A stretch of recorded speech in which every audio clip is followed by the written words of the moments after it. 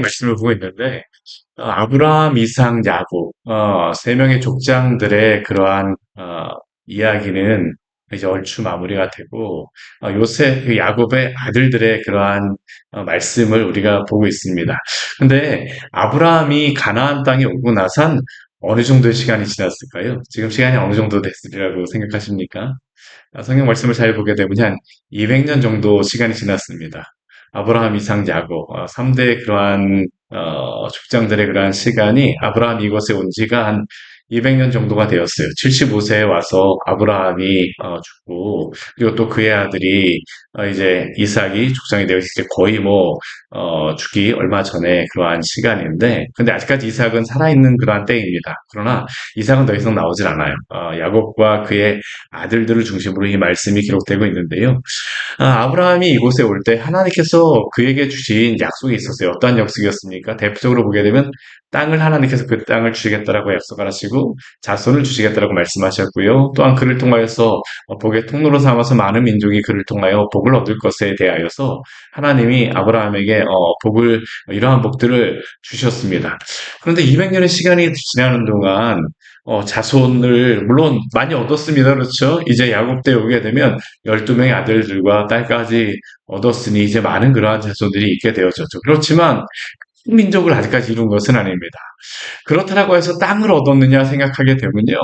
땅도 하나님이 약속하신 그러한 이 가나안 땅을 주겠다라고 말씀하셨는데 그 가나안 땅 전체를 얻은 것도 아닙니다. 실제로 지금 야곱 때에 와갖고 그들이 얻은 땅은 어느 정도였을까요?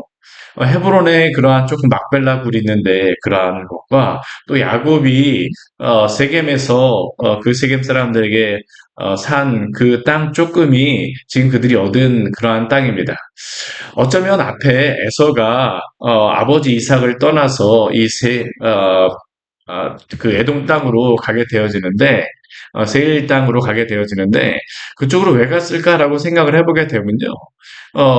에서 같은 경우에는 그냥 간 게 아닙니다. 그 세일 사람들 어제 말씀에 보게 엊그저께 말씀에 보게 되면 이 세일 사람들 호리 족속의 그러한 땅을 다 점령하고 간 것입니다. 그러니까 에서 같은 경우에는 자신의 힘으로 땅을 얻어서 간 게 되는 거죠.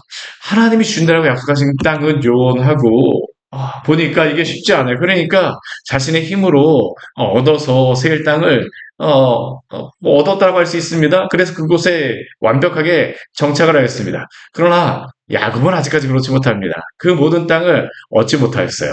그러면 하나님이 약속하신 그 땅은 도대체 언제나 얻게 되어지는 겁니까? 하나님이 아브라함에게 주신 그러한 약속에서는 4대 만에 400년 후에 이곳에 돌아오리라고 말씀하셨으니까 뭐 아직도 굉장히 많은 그러한 시간이 남아있는 것이죠. 그러면 이제 그 땅을 얻게 되어진 시점을 언제로다 이야기를 할까요? 이제 오늘 말씀서부터라고 할 수 있겠죠. 요셉이 애굽으로 팔려가는 그러한 때. 근데 이 말씀을 보게 되면요, 참 이 말씀이 이 안타까운 그러한 말씀입니다.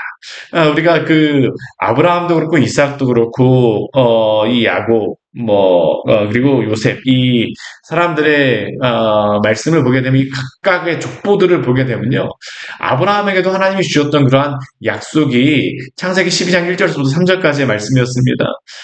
이삭에게 주셨던 그 아브라함과 주셨던 동일한 약속을 주셨지만 또 이삭의 가족에게 특별하게 주셨던 그 약속이 무엇입니까? 큰 자가 작은 자를 섬기리라는 그러한 약속이었어요. 그렇죠? 근데 이 야곱에게도 야곱의 족보가 시작되고 나서 하나님이 계시를 주십니다. 직접적으로 말씀으로서 계시를 주시는 것은 아니지만 이 야곱 가족에게 요셉에게 주신 하나님의 계시가 있었어요. 꿈을 통한 계시였죠. 그것이 무엇입니까? 그의 형들이 절하고 또한 그의 해와 달과 별들이 요셉에게 절하는 걸 안고 이것은 하나님이 그 가족에게 주신 계시의 꿈이었습니다. 결국 그것은 이 세 명의 족장들을 통하여 하나님이 주신 이 말씀들의 특징은 무엇일까요? 이것에 따라 하나님이 이루어 가시겠다라는 것입니다. 그럼 그들이 가장 좋은 것은 무엇일까요? 그 말씀을 인정하고 살아가는 것인데 오늘 이 요셉이 그 계시의 꿈을 얻었음에도 불구하고요. 그렇지 못합니다. 오늘 그 18절 말씀에 보게 되면요. 이렇게 시작하고 있습니다. 18절 말씀 같이 한번 읽어볼까요?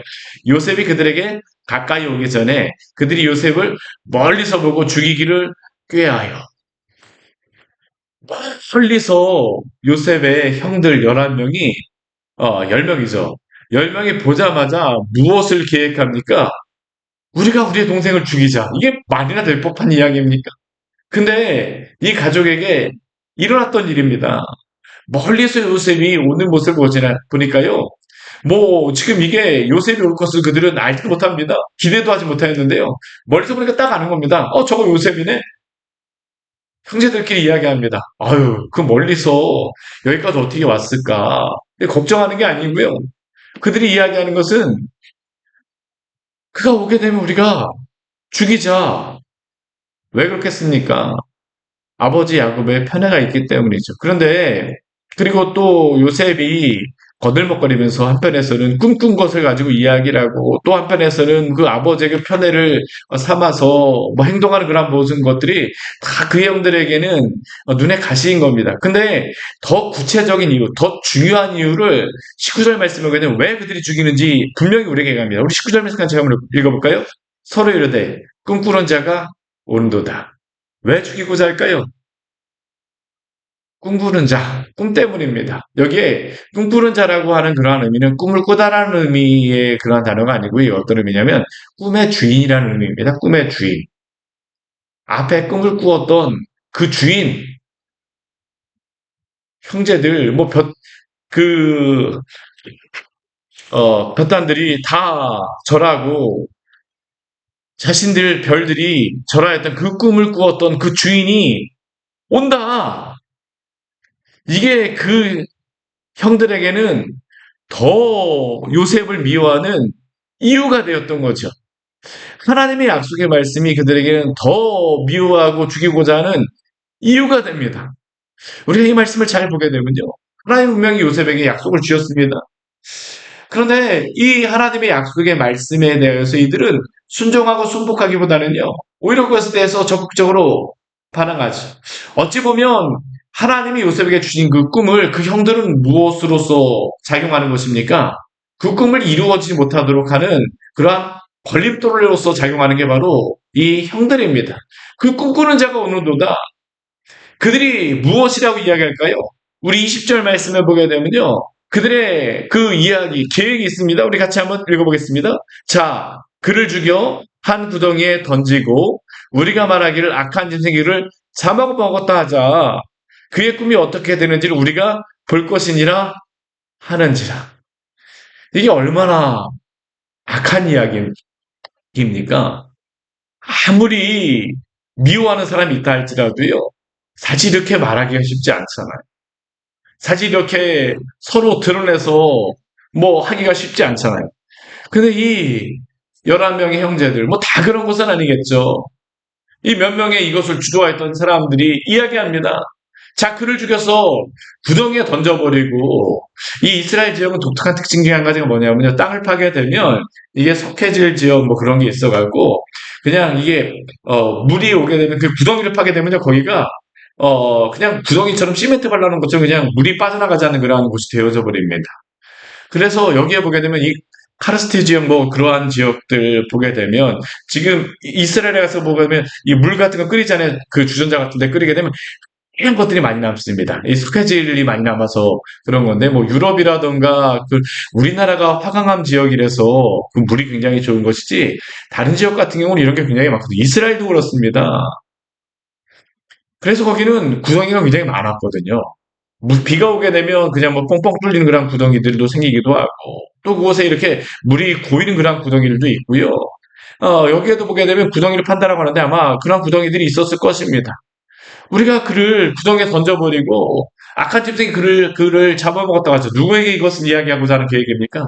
아버지 야곱에게 이야기하고자 하는 것이죠. 그리고 그들이 그렇게 하면서 그 마음속에 아, 이야기하는 게 있죠. 무엇입니까? 그의 꿈이 어떻게 되는지를 우리가 볼 것이니라. 우리가 그에게 절한다라고 했는데 아버지 어머니도 그에게 절한다라고 했는데 한번 우리가 이렇게 하게 되면 그의 꿈이 어떻게 될 것인가 보자. 얼마나 악한 계획입니까? 근데 이것은 하나님의 꿈이죠. 하나님의 꿈이 어떻게 될 것인가? 하나님의 꿈이 어떻게 될 것인가? 사실 이 요셉의 일생은 무엇일까요?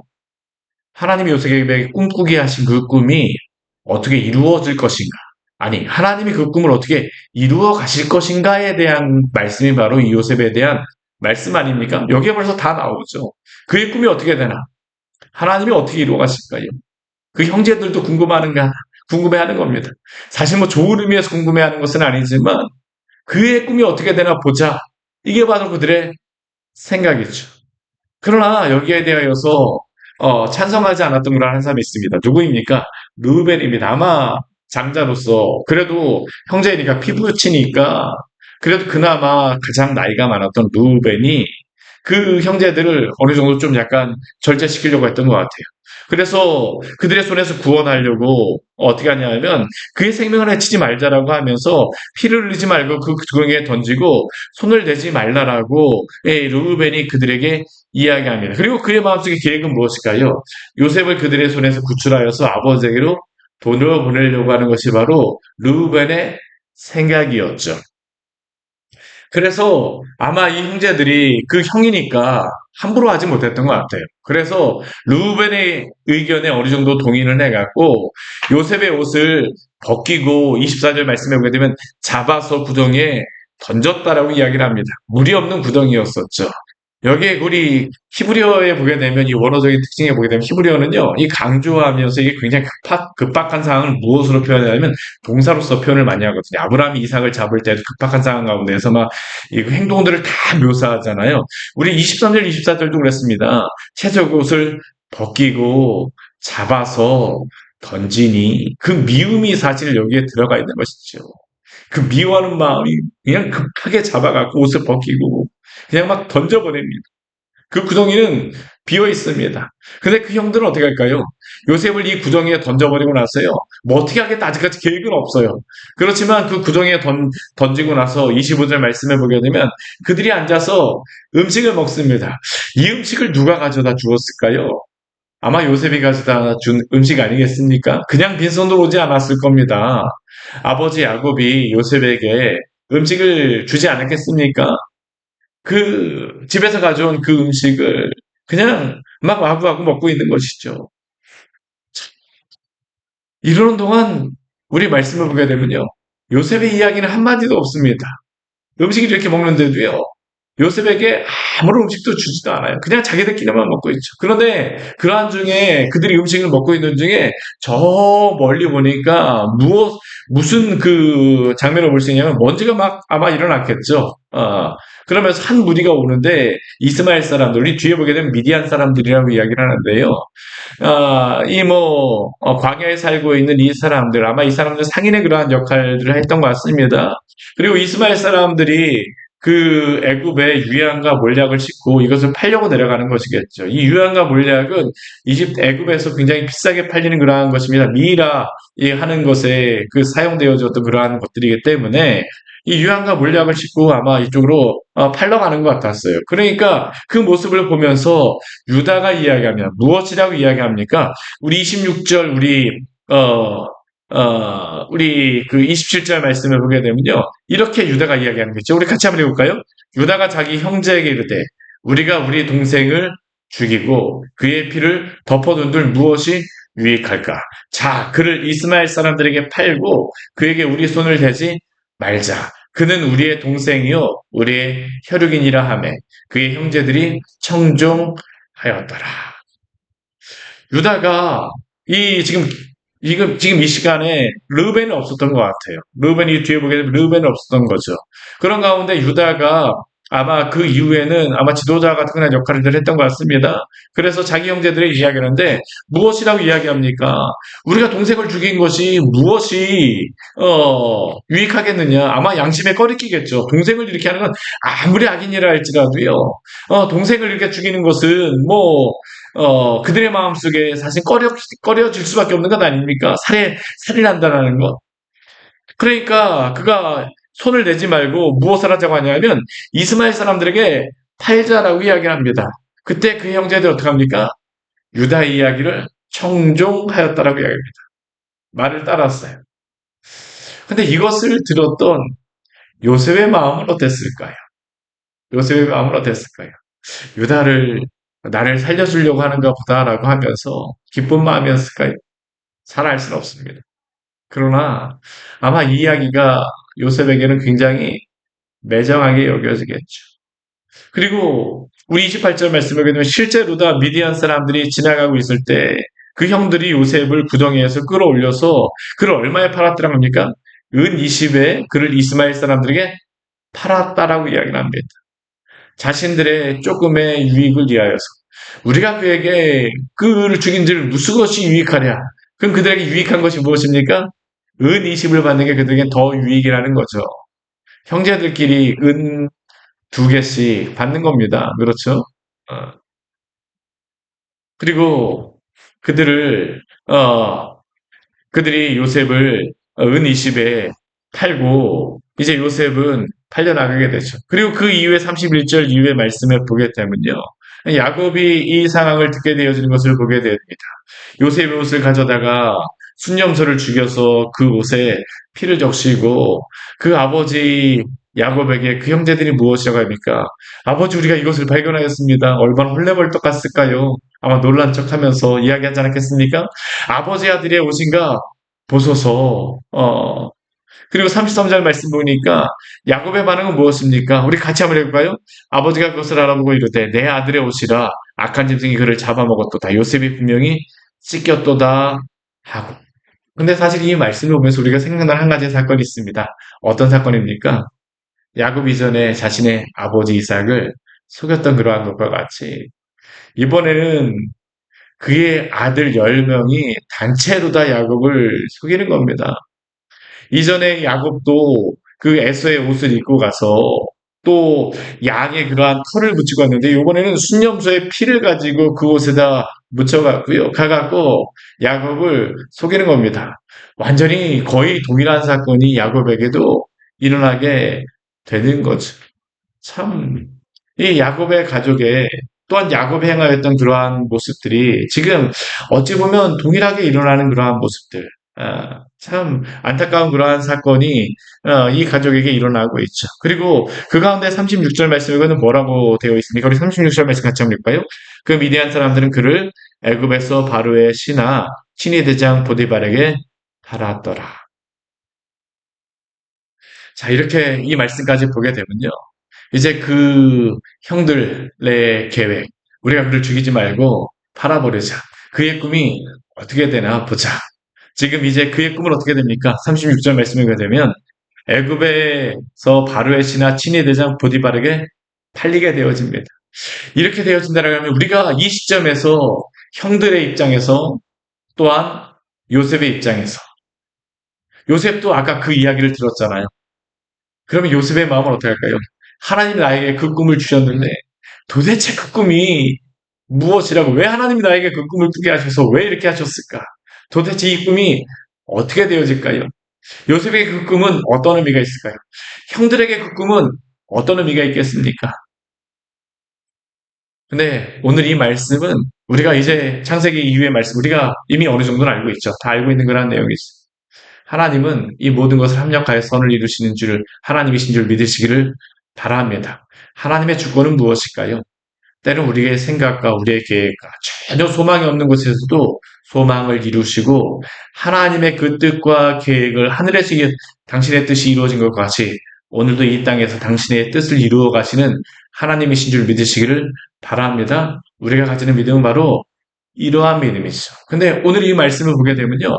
한 가지 우리가 또, 것을 우리가 볼 수 있는 것 중에 한 가지가 뭐냐 하면, 요셉이 지금 애굽으로 팔려간다라고 하지만, 결국 이 요셉이 애굽으로 팔려가는 것은 결국 이후에, 보게 되면, 이 야곱의 가족의 무엇으로 그가 팔려가는 것입니까? 구원을 위해서 팔려가는 것 아닙니까?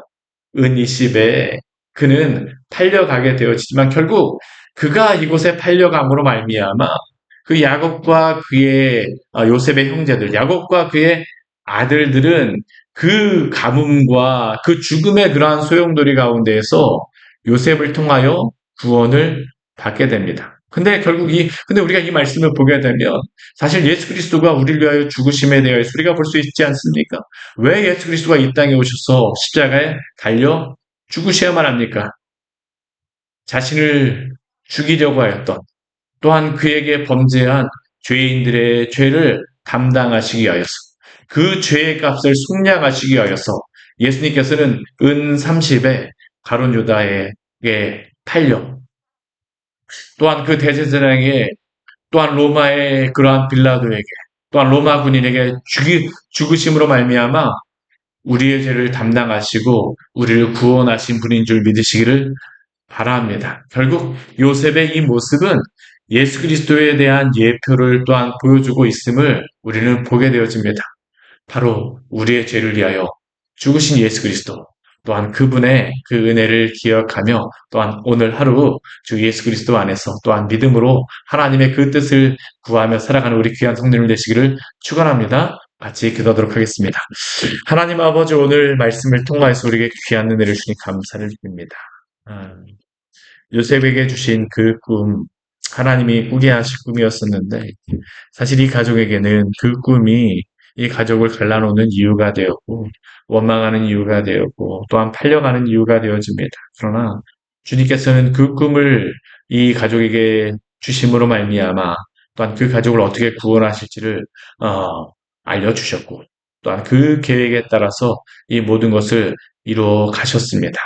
하나님 때때로 우리가 인생을 살아가면서 주의 말씀을 가지고 살아가지만 때때로는 주의 말씀을 가지고 살아갈 때 우리의 하나님 아버지 계획과 또한 기대와 우리에게 이루어져가는 일들이 있습니다. 그러나 그 모든 것들조차도 하나님께서 합력하여 선을 이루실 하나님을 기대하게 하여 주시고 또한 주 안에서 하나님 아버지 그 모든 것들을 하나님을 이루어 가실 주님을 소망함으로 말미암아 힘을 얻고 또한 오늘 하루 열심히 살아갈 수 있는 우리의 삶이 될 수 있도록 주께서 또한 우리의 삶을 주장하여 주시옵소서. 요셉이 그 형제들의 죄악에도 불구하고 팔려감으로 그 가족을 구하였던 것 같이 우리 죄를 위하여 십자가에 달려 죽으신 예수 그리스도 이름으로 기도드립니다. 아멘. 오늘 말씀 같이 기억하시면서 기도하며 나가도록 하겠습니다.